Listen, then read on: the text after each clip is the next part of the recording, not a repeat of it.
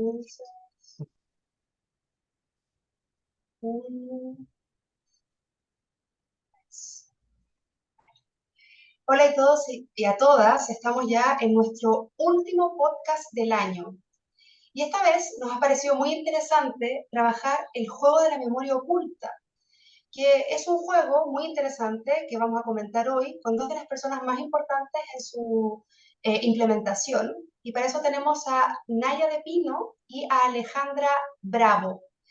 Eh, Alejandra es encargada de formación de la Unidad de Promoción y Difusión de Derechos de la Defensoría de la Niñez y es parte del equipo que creó este juego.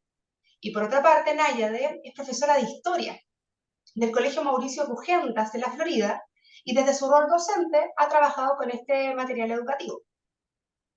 Ya para contarles un poquito más cosas sobre nuestras invitadas, les contaré también que Náyade tiene 6 años de experiencia en educación media y actualmente se desempeña en este colegio y además, paralelamente, trabaja hace 5 años en saberes docentes de la Universidad de Chile, en el área de postítulos para profesores de enseñanza básica. A ella le gusta mucho la historia social y local, la defensa de derechos humanos y el desarrollo de una ciudadanía crítica.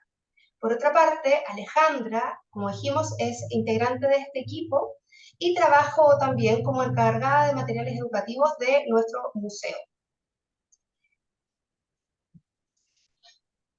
Ahora vamos a empezar entonces con este juego, que como dice su nombre, es de la memoria oculta. Y les quería preguntar, en primer lugar, a Alejandra, ¿nos cuenta un poco de qué se trata el juego?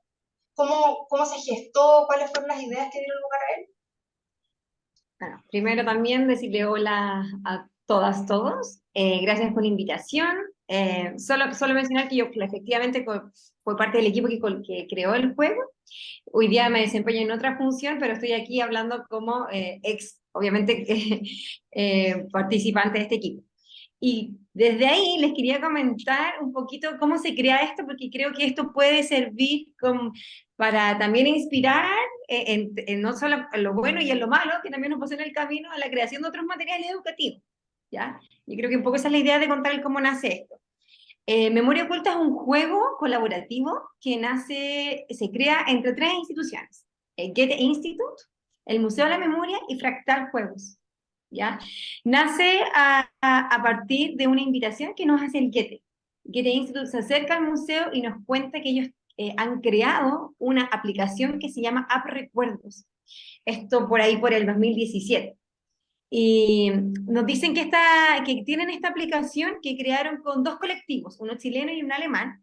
El chileno se llama Sonido Ciudad Chile y el alemán es Rimini Protocol. Y con estos 2 colectivos financiados en colaboración con otras instituciones, donde estaba también, por ejemplo, Prohelvetia, que es esta fundación suiza para la cultura, también el Consejo Nacional de la Cultura y las Artes, Teatro a Mil, varias, en verdad eran bastantes colaboradores, crean esta aplicación.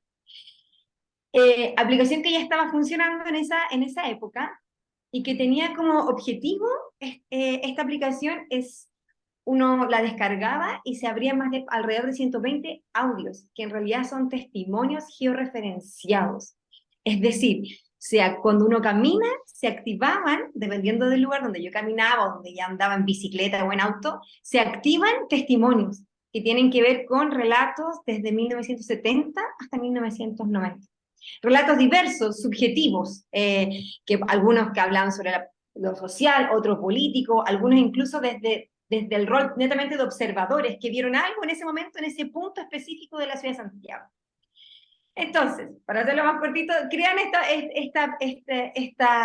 esta aplicación, pero llegan a nosotros, específicamente al museo, y nos dicen: chiquillos, esto está bacán, funciona, pero no estamos llegando a niños, niñas y adolescentes.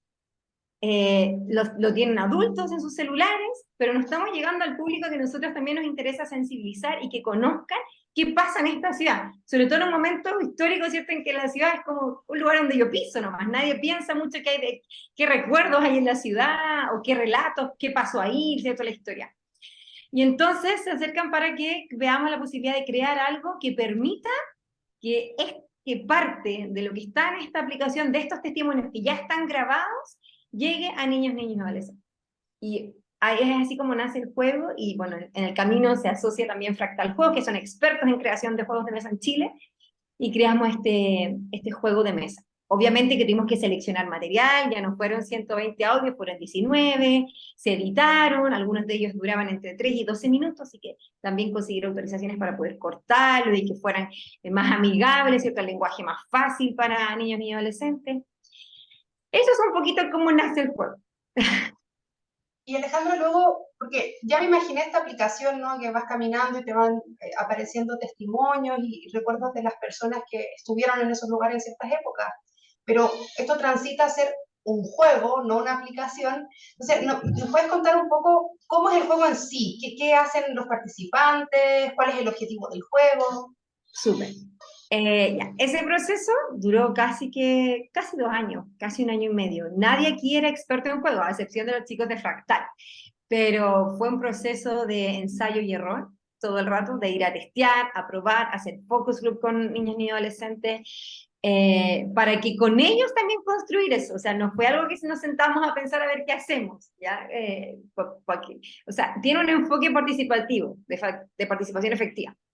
Y con estudiantes creamos, lo que hicimos fue eh, recoger parte de estos audios, georreferenciarlos también, o sea, mantenerlos, y hacer un mapa. Entonces el tablero del juego de mesa es un mapa de la ciudad de Santiago, y donde están 19 audios. Entonces yo tengo que recorrer la ciudad de Santiago y resignificarla. Ese es el objetivo del juego, que yo vaya transitando esta ciudad, me voy encontrando con estos audios, como grupo, como jugadores los escuchamos y reflexionamos en torno a esos audios, a esos testimonios en realidad. ¿Para qué? Para darles otro sentido, para vincularlos con el presente, para ver, para descubrir, ¿cierto? Qué es lo que realmente hay en esta ciudad que caminamos como hoy en día, así todos muy rápidamente. Entonces, el objetivo es resignificar la ciudad a través de la memoria. Ese es el objetivo principal. ¿Y cómo? A través de desafíos. Entonces, principalmente son los audios, que son como el motor del juego, escuchar estos audios, pero también, obviamente, que incluimos ciertos elementos más lúdicos, también sugeridos por niños y adolescentes, como trivias, que contextualicen, que dan el contexto histórico a su audio, como juego de palabras, de tratar de adivinar las palabras sin decirlas, y como típicos recursos didácticos que están presentes en otros juegos de mesa. ¿Y las edades, más o menos? Porque la adolescencia es un grupo grande, no Un me grupo queda claro si grande, es sí. todo o... Nosotros lo probamos y lo sugerimos para más 14 años. Se pueden jugar en mínimo 3, máximo 12 jugadores por juego. Eh, Sin embargo, y esto es súper interesante, igual se pueden hacer modificaciones al juego, porque como hay cartas, yo puedo seleccionar algunas cartas y puedo jugar igual. Y eso hace que el grupo etario se amplíe un poquito más y llegar a un rango de, no sé, más 12 años, más 11. Menos que eso, no es recomendable por la dinámica del juego, porque igual requiere cierto como tiempo de concentración para poder escuchar atentamente los audios y preguntas que tienen que ver como con análisis crítico. Eso. Perfecto. ¿Y dónde Eh, lo están implementando? ¿Con qué profe estás trabajando con profes? ¿Cómo lo están? bueno, cuando el juego se lanza, como tuvimos que parar porque justo creamos el juego, después fue todo un tema mandarlo a hacer, y justo, yo siempre cuento la anécdota, porque creo que es interesante igual, justo el juego llega, se mandó a fabricar a China, y el juego llega cuando empieza la pandemia. Entonces, literal, llegan al museo y nadie quería abrir las cajas, porque todos pensamos, en esa época que pensábamos que tocábamos algo y venía de China y nos podíamos contagiar de COVID. Entonces quedaron ahí cerrados mucho tiempo, entonces por eso también se atrasó el proceso de implementación. Pero ya una vez que en el fondo se vuelve a la presencialidad se puede empezar a difundir el juego con fuerza, lo que se hace es a través de dos vías. Uno es capacitación docente, es decir, juntarse con profesores, jugar con los profesores, porque eso es lo que hacemos, jugar. Y además, no darle el contexto teórico, sino que jugar del juego. Jugar el juego, y también se hacen implementaciones directas en escuelas, donde parte del equipo del museo va a la escuela a jugar con facilitadores, a jugar directamente con niños, niñas y adolescentes. Y ese proceso ha sido muy enriquecedor, porque también nos ha permitido dialogar con profesores y profesores que nos cuenten su experiencia, ver cómo esto puede nutrir no solo como su asignatura, sino que también, como probablemente le va a contar Naya probablemente más ratito, ¿cierto? También se puede complementar con otras asignaturas, un juego interdisciplinario que finalmente lo que hace es trabajar, además de memoria, habilidades socioemocionales. Entonces, ese ha sido el proceso más o menos. Entonces, el año pasado se partió con una primera taller de formación docente para profesoras y profesoras de la Municipalidad de Santiago, que se hizo en la Escuela Salvador Sanfuentes, que está justamente frente del museo, y ese fue como el punto de partida de difusión del juego. Qué interesante, Alejandra. Bueno, vamos a mostrar entonces, antes de seguir con esta conversación, un video que da cuenta de cómo este juego, ¿verdad?, se empezó a trabajar con los y las docentes de estas escuelas para mirar cómo fue esas primeras experiencias.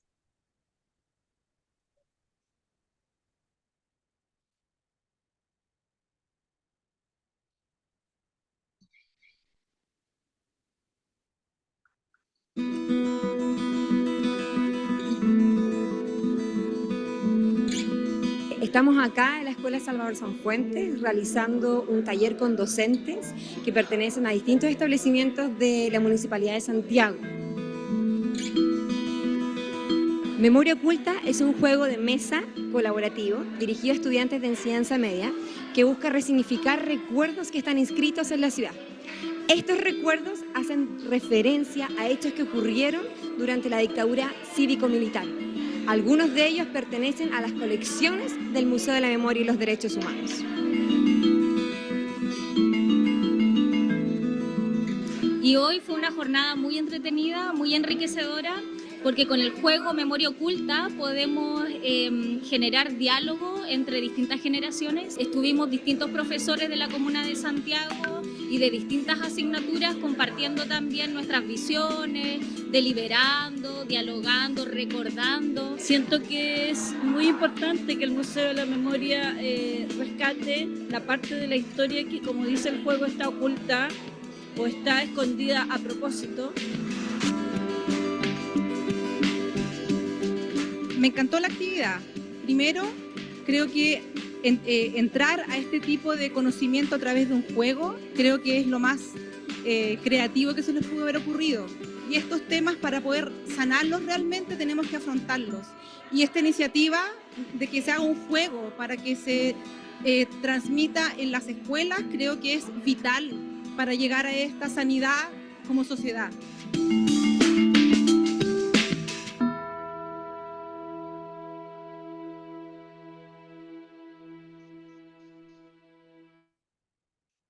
Bueno, vimos entonces este video que nos da cuenta de cuál fue la acogida que los y las docentes han tenido respecto del juego Memoria Oculta, pero ahora vamos a trasladarnos ya a hablar con Náyade respecto de cuál fue la acogida o la reacción que los y las estudiantes han tenido respecto de este juego, para que además era su público destinatario original, ¿no? Entonces, Nadia, cuéntanos cómo ha sido implementar esto con estudiantes, cuéntanos un poquito tu experiencia. Bueno, nosotros trabajamos con dos cursos, trabajamos con estudiantes de segundo y tercero medio, quienes recibieron el juego de una forma muy positiva. Ellos siempre, en general, muchas generaciones con las cuales he trabajado, se interesan bastante en este tema de la dictadura. Y llevarlo de una forma distinta al aula abrió como un espacio totalmente nuevo, porque generalmente como docentes no solemos llevar juegos de mesa, por ejemplo. Entonces fue algo como muy llamativo. La mayoría estaba como muy dispuesto a escuchar, a entender las reglas, a compartir como las respuestas de las preguntas de las tarjetas. Entonces fue algo como bastante enriquecedor, tanto para mi rol docente y para ellos. De hecho, después cuando se hizo una especie de retroalimentación con ellos, varios estudiantes señalaban como que esto era algo tan novedoso o tan distinto a lo que están acostumbrados, que de verdad se logra como ese aprendizaje positivo, esperado, que deberíamos tener en general con todas las clases. Y visualiza dentro de eso, por ejemplo, reacciones que impliquen desafíos para el docente o la docente, situaciones que tengamos que pensar igual para poder anticipar una vez que utilicemos este material educativo en aula. Sí, yo creo que el principal desafío es que para estudiantes, al ser un juego colaborativo, no hay ganadores. Entonces, dentro de su lógica, eso era muy fuerte, era, pero ¿cómo no vamos a ganar? ¿Cómo nadie gana? Así como que va muy en contra de lo que están acostumbrados, a la competencia, a la individualidad. Entonces, claro, al no obtener nada, al fondo como que eso lo desencajaba un poco. Ya después se dan cuenta que empiezan a desarrollar otro tipo de habilidades, ¿cierto? El compañerismo, la comunicación, la reflexión, el análisis. Entonces fue bastante bonito también ver que habían estudiantes que eran muy introvertidos, estudiantes con TEA, por ejemplo, que encabezaron incluso el grupo, ya yo soy el líder, yo hago esto, y como que se definieron los roles de una forma muy dinámica.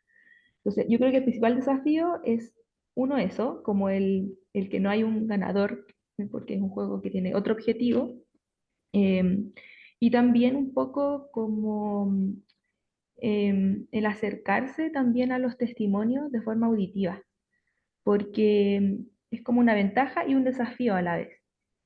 Como son audios de personas que vivieron o que relatan acontecimientos de la época, lo bueno es que, claro, se acorta esta distancia temporal entre generaciones, generando la empatía histórica, por ejemplo, pero también como que ellos lo lleva como a una especie de, ¿cómo se puede decir? Como, em, ay, se me fue la palabra, como, como un desencaje, porque como este es un tema, se entiende, han pasado casi 50 años, pero de la historia reciente, hay muchos que no tienen conocimientos de cómo fue vivir ahí, porque son temas que no se hablan en la casa, son todavía temas tabú en muchas familias.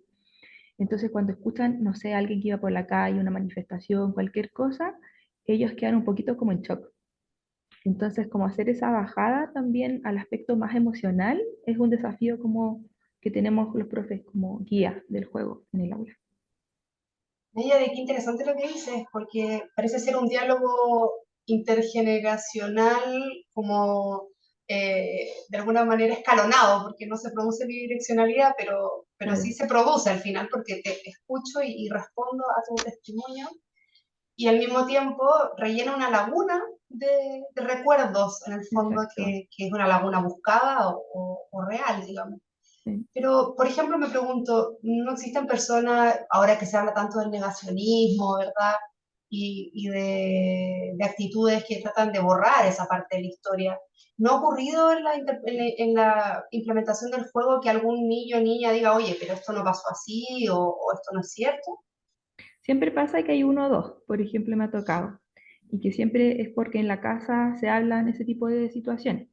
Eh, Me pasa también a veces que apoderados, no es que reclamen, pero hacen comentarios, los niños dicen todo, entonces ellos cuentan un poco la conversación que se da en las casas. Y claro, como que dicen, no, es que hay que mostrar las dos partes, como que este juego se va para un lado. Y ahí viene como la discusión también con los otros compañeros, porque también muchos de ellos al llegar a la casa y contar lo que vivieron, se dan cuenta que tienen familiares que o no necesariamente son detenidos desaparecidos, pero que sí fueron reprimidos, por ejemplo, por vivir en poblaciones. Y ahí como que ellos empiezan a cuestionar. Esa era la palabra, cuestionar. Tanto lo que han escuchado como lo que están viviendo ahí en el juego.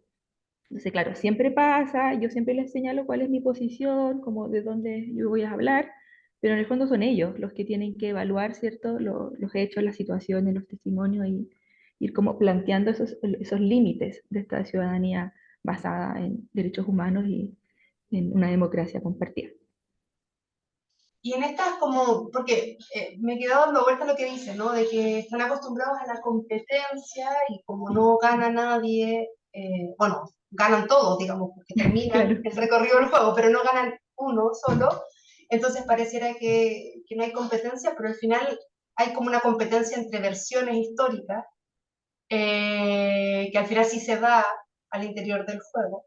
Entonces, ¿no hay, por ejemplo, críticas a la legitimidad del juego? O sea, ¿será verdad, será mentira? ¿De dónde salen estos testimonios? ¿O eso no? Los y las estudiantes consideran, bueno, no, esto si vino del Museo de la Memoria, es algo que ocurrió. ¿Cómo se lleva eso? yo creo que más que por el museo, lo piensan por las personas, porque ellos a ver testimonios de personas como ellos, de una señora, de un joven, etcétera, ahí lo legitimiza, porque en el fondo es como, una persona cualquiera puede hacer también parte de la historia, o sea, nosotros somos también sujetos históricos y esto nos acerca a eso, o sea, ellos perfectamente podrían traspapelar este juego a lo que vivieron en el estallido, lo que están viviendo con otros procesos históricos y sentirse parte de. Entonces, claro, hay ciertos momentos en que la cosa se complica un poco, pero nunca como del cuestionamiento de si esto pasó o no. De hecho, al contrario, ellos dicen, claro, es distinto leer un texto sobre un testimonio que escucharlo, porque el tono de voz, la emocionalidad, el cómo se cuenta esa experiencia vivida, a ellos les llega mucho más directo.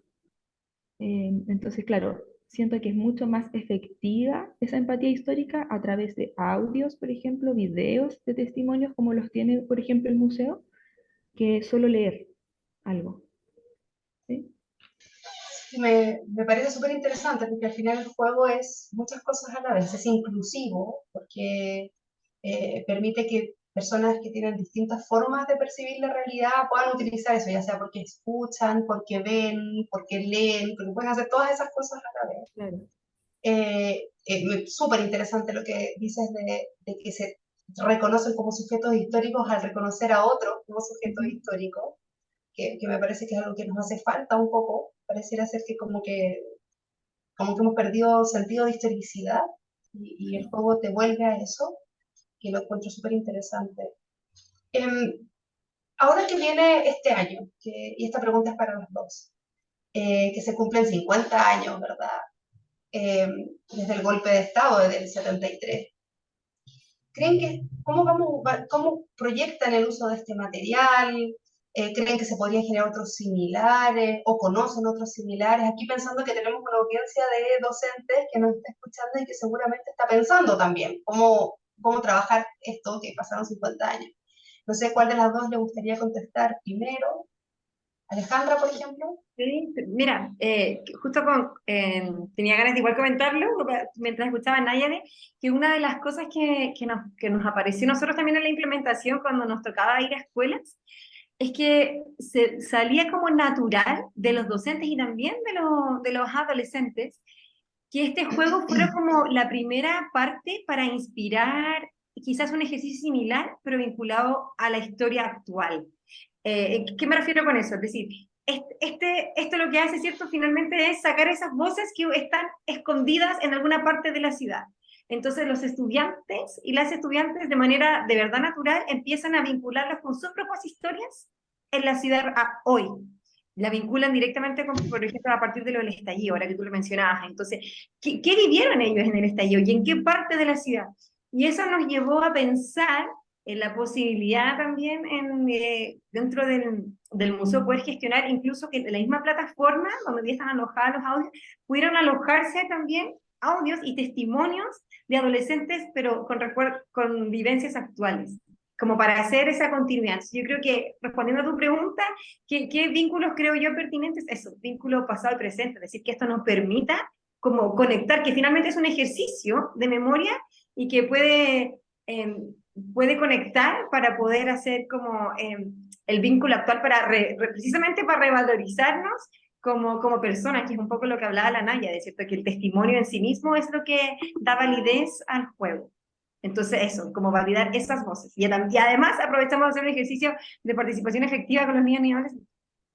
Sí. Yo creo que el juego en sí es una herramienta pedagógica bastante potente para trabajar con los estudiantes y las estudiantes, porque como les comentaba, no es un insumo que generalmente uno utilice como profe en el aula. Además, estamos mucho más cercanos a ellos, es mucho más didáctico, y a la vez también creo que este juego, por ejemplo, se podría implementar a nivel local o regional.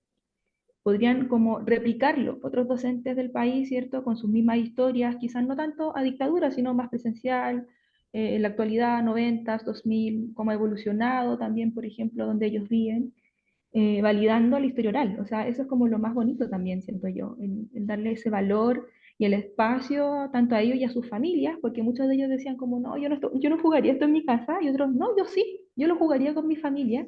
Y eso también como que promueve el diálogo y la reflexión a otros espacios, o sea, la escuela como una ventana de apertura al cuestionamiento, que yo creo que ahora que se van a cumplir 50 años, claramente es necesario empezar a tener lineamientos más consensuados.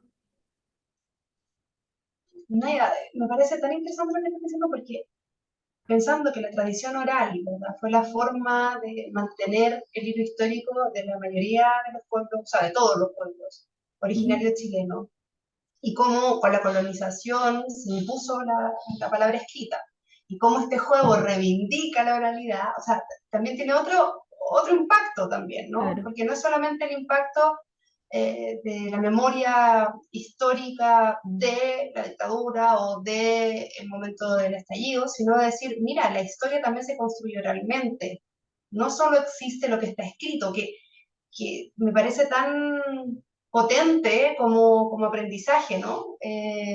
Y tan legitimador de la forma en la que la historia se ha construido desde otros pueblos y desde otros orígenes. Entonces, de alguna manera el juego como que junta todo eso. Claro.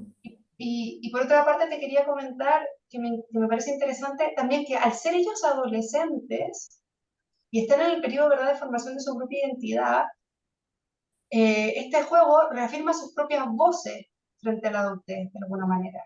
Entonces, además, de alguna se representa un medio de autovalidación y de validación ante los otros, que no es menor también, ¿no? O sea, yo no sé, y ahora le pregunto a Alejandra, si cuando pensaron el juego se imaginaron como todos los impactos que esto podría tener, o lo vieron más limitadamente. No, totalmente, eso que mencionas tú como de espacio de opinión, totalmente, y fue hecho a propósito, porque de hecho, las preguntas están hechas así. Cada pregunta reflexiva que hace relación a un audio, a un testimonio, que de hecho son 2 preguntas por audio. Una que está más pensada, ¿cierto? Quizás como en que si el participante es un adulto, y otra si es que es adolescente, que te permite conectar, porque la idea del juego es como generar esos espacios de conversación y quizás de disputa incluso, como que el juego lo intenciona, es a propósito, ¿cierto? Entonces, sí, para responder esa pregunta, sí, y solo para conectar con lo anterior que decía Naya, de que estoy muy de acuerdo con eso también como deuda regional, y también decir que desde el museo, por lo menos antes de que yo me fuera, estábamos en ese proceso y había muchísimo interés en hacer el ejercicio desde lo local. O sea, no sé, por ejemplo, alcanzamos a trabajar un poquito con docentes de Ñuble, y muy interesados en hacer esto, y que jugaron el juego, y en poder hacer que replicar el ejercicio, pero con memorias locales, porque lo que sí tiene el juego, que como partida de la base de esta aplicación yo les contaba, es centrada en la ciudad, está en Santiago, pero claro, hay muchas otras memorias que recoger que están fuera. Claro, o sea que es como el inicio de un camino, de alguna forma, y de una metodología para construir memoria y conectarse con la memoria histórica, ¿no? O sea, lo digo por el potencial metodológico que tiene, o sea, pensar en la metodología que la puedes aplicar de miles de maneras y que en este momento es este juego, pero que podría ser muchos otros. Y que sigue vigente y que puede, y también que es flexible, como para ir sumando, por ejemplo, otras voces. Eso es lo que quería decir yo. Como en el fondo está la plataforma, entonces se puede, hay espacios para seguir explorando posibilidades y visibilizar, yo creo que eso es súper importante, voces de niños y adolescentes hoy. Uno igual podría pensar, pero ya esto es una idea, a mí siempre se me ocurren esas ideas locas, pero podría pensarse en hacer un kit para armar un juego. También. O sea, También. como generar un kit, porque claro, no depender tanto de que lo haga, sino que para que las comunidades digan, bueno, mira, con este kit, mira, podemos armar nuestro propio juego. Entonces vamos a tomar, aquí se guardan los audios, aquí se hacen las tarjetas, mira, aquí hay algunas preguntas, o sea, como que uno podría armar un kit. Y sería interesante. Entonces pega ahí la Cintia, si nos está escuchando, el equipo del museo, que anoten, pega para Toda la hacer. idea. Porque yo creo que como es una metodología que ya probó funcionar, ya se probó que funciona, hay que aprovecharla y tratar de sacarle el máximo provecho posible. Bueno, hemos estado hoy entonces en este último programa del año con Alejandra Bravo y con Naya Pino, que nos han hablado, ¿verdad?, de este juego Memoria Oculta. Esperamos que si les causa algún tipo de atracción se metan a la página del museo y miren ahí donde están ya sus características más precisas. Acá hemos hablado muy en términos generales, pero pueden ir a mirarlo. Y les agradecemos a nuestras dos entrevistadas haberse dado este tiempo para conversar de estas materias. Y les proponemos también a los docentes pensar en estas metodologías para otras temáticas que podrían ser muy interesantes, especialmente pensando en este año, que lo queramos o no, removerá nuestras memorias. Así que parece un buen consejo intencionar espacios para hablar de esta memoria y darle un lugar, digamos, a pensar en qué ha pasado en estos últimos 50 años y cómo eso ha impactado nuestra historia reciente. Muchas gracias y ya nos veremos el próximo año con estos podcasts donde seguiremos hablando de educación y derechos humanos. Muchísimas gracias. Hasta luego. Gracias, que Hasta estén bien. luego. Chao. Gracias.